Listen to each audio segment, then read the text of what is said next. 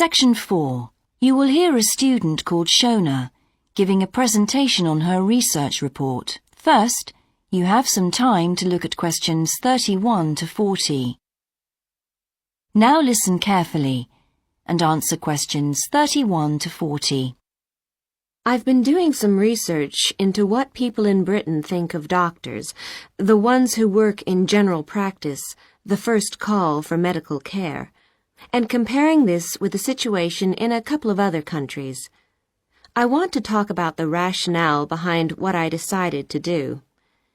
Now, I had to set up my program of research in 3 different countries, so I approached postgraduates in my field in overseas departments, contacting them by email to organize things for me at their end.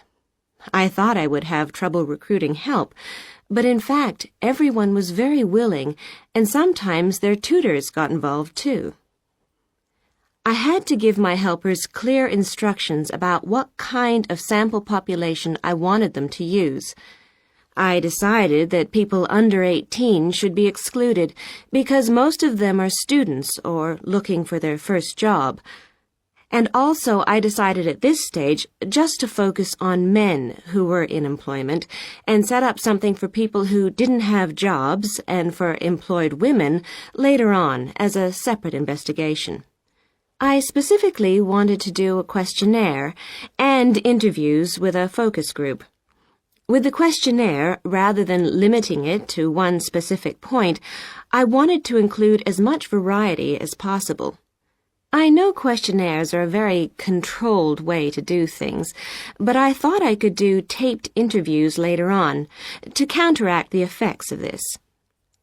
And the focus group may also prove useful in future by targeting subjects I can easily return to, as the participants tend to be more involved. So I'm just collating the results now. At the moment, it looks as if, in the UK, despite the fact that newspapers continually report that people are unhappy with medical care, in fact, it is mainly the 3rd level of care, which takes place in hospitals, that they are worried about. Government reforms have been proposed at all levels, and although their success is not guaranteed, long-term hospital care is in fact probably less of an issue than the media would have us believe. However, I've still got quite a bit of data to look at. Certainly I will need to do more far-reaching research than I had anticipated in order to establish if people want extra medical staff invested in the community, or if they want care to revert to fewer but larger key medical units. The solution may well be something that can be easily implemented by those responsible in local government, with central government support, of course. This first stage has proved very valuable, though. I was surprised by how willing most of the subjects were to get involved in the project. I had expected some unwillingness to answer questions honestly, but I was taken aback and rather concerned that something I thought I'd set up very well didn't necessarily seem that way to everyone in my own department. I thought you might also be interested in some of the problems I encountered in collecting my data. There were odd cases that threw me.